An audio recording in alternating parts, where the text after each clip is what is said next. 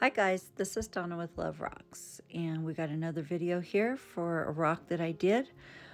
Don't forget, you need to subscribe and comment under this video in order to be in the drawing for this rock. If you've already subscribed, then just make sure that you get a comment under this video. So one of my favorite things in the winter is when it snows and there's still snow in the trees and the moon comes out. It's just so beautiful and so peaceful and so serene to walk around outside. And that has always been something that I have loved. So when I came across a picture that had that, I had to try it on a rock. So about a year ago, year and a half ago, I did my first one and it turned out so cute. So I did probably, I don't know, maybe 15 or 20 last winter, and I hid them. I put them out as hiding rocks, and they got scooped up immediately. I did hear back from a couple of people, and they were always the same. They're like, I am not rehiding this rock. I'm keeping this rock. So this is a rock that really looks amazing. It looks like you put a lot of time and effort in it, but it is truly one of the easier rocks that I do. You can do this for any time of year. You can do it in the spring, the fall, you can do it midsummer, or as this one is, you can do it in the winter.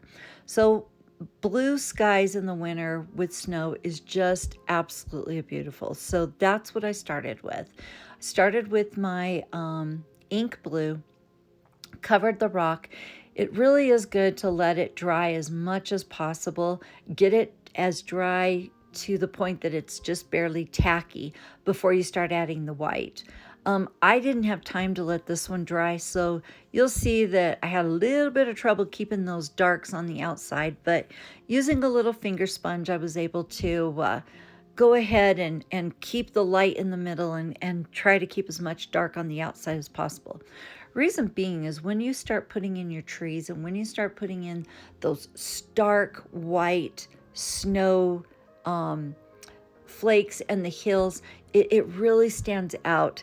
So try to keep those hues as dark as you can around the outside edge.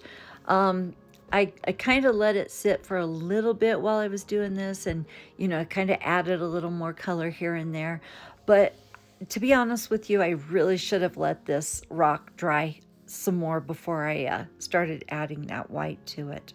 It would have made it much easier. So once you get your dark on there, once you get your light down through the middle, you're gonna let that dry completely before you start putting in your trees. As you're putting in your other colors, it's super important to make sure that that background is dry. Otherwise, you're going to get all this blending, and you're going to come up with, colors and fading that you don't want. The light color in the middle is going to be your background, your sky, and then the light coming down through that meadow. So we're going to just take black, and that's matte black. That's what I use. And so any basic black, and you're going to put in your trees.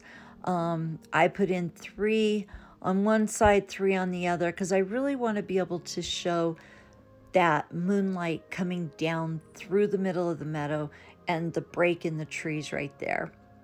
You can situate your trees wherever you want. You can add more trees, take some away, whatever feels good. If you're going to do these for hiding rocks, do a bunch of them and do each one different until you find, the style that you like. Now, as you're putting in, and you can see I'm just kind of dotting across back and forth those tree shapes, make sure that you're keeping it light enough and sparse enough, I guess that's the word I'm looking for, that you can see the blue through it. Because as you're adding layers, you want to have that background behind you, and you want to be able to see it through in places. It really adds to your picture. So you're going to get your 2 trees in here, and now we're going to mix up a little bit of gray. And I'm just kind of adding it on here and there in front of those trees because that's going to be some of my shadow. that light is coming from back behind those trees, and so you are going to have a shadow on that front side. And when I mix it, I mixed it pretty light gray because you're going to put snow on top of that. Now I use a dotting tool, the biggest one I've got, to put the moon in. And that's just a plain wicker white color. And this particular dotting tool always leaves excess paint for me. So I'll take my brush and I'll go in there and I'll just kind of clean up some of that excess paint.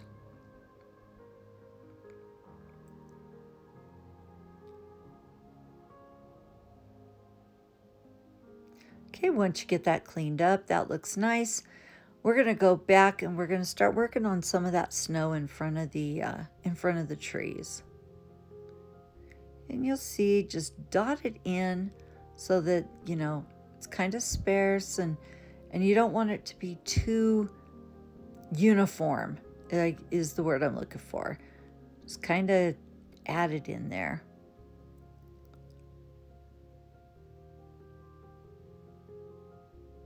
And if you get too much, like I did in this, you're going to go back in with some blue and just kind of cover some of that white. And that's going to get you your depth as you've got, you know, you got gray in the back and you've got some white, and then you're going to have some blue, and you'll see it really starts to take shape as you're putting it in. And then I have this really big fan brush that I love to use, and we'll use it as well. Now the reason I'm using the finger caught there, I'm going in and I'm blending that background. And that's because I want that background to just blend back and disappear way back up in the meadow. And there's that little brush. And I just love that brush. It gives you, it helps you to kind of make your little lines through the snow without, you know, having lines through the snow. But that blue in there really pulls the depth of that snow there. And you can go back in and you can add white. And then if you don't have enough white, you can go back and hit the gray. If you don't like the gray, you can go back and hit more blue. The whole time just kind of making it yours. Now, when I put the gray and the white in, I did cover up the trees a little bit. So I came back in and added those bottom branches again. And then you're going to go in and you're going to sparsely, I didn't do very sparsely, so I'm going to have to go back and put some dark on this, but sparsely put in your snow. So, you know, big snowstorm, it stacked up in front of your trees, and then it did gather on your trees. And if you get too much snow, go back in, put a little bit of dark back into your trees.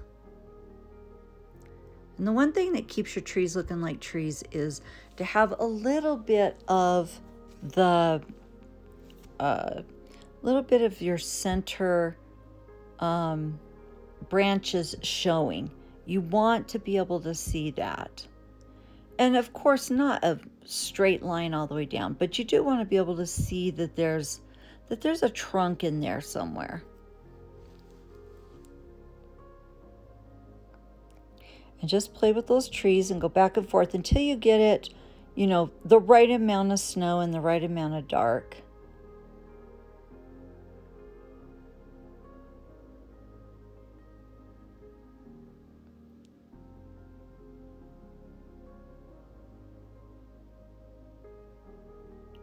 I guess the biggest answer here is make sure that it's not too uniform. You don't want it to be too uniform.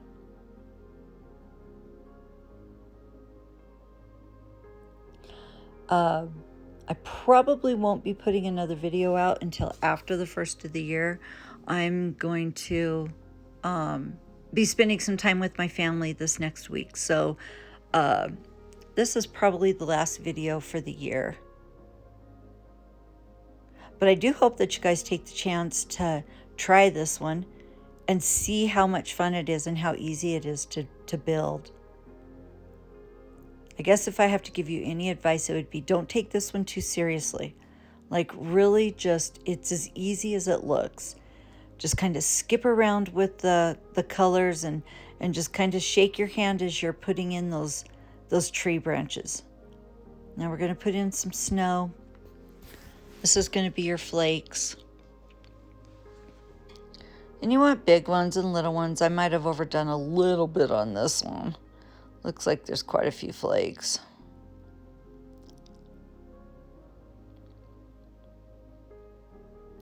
But it makes for a beautiful little sky.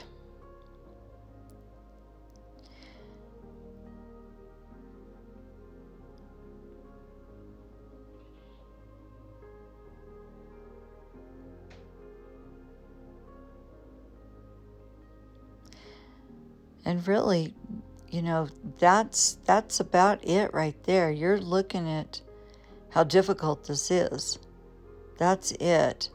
I am going to try to smear those snowflakes just a tiny bit, just so they're not so uniform.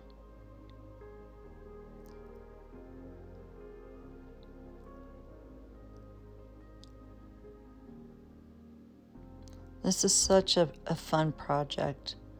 And when you get your spray glaze on or resin or whatever you use to seal your rocks, it is gorgeous.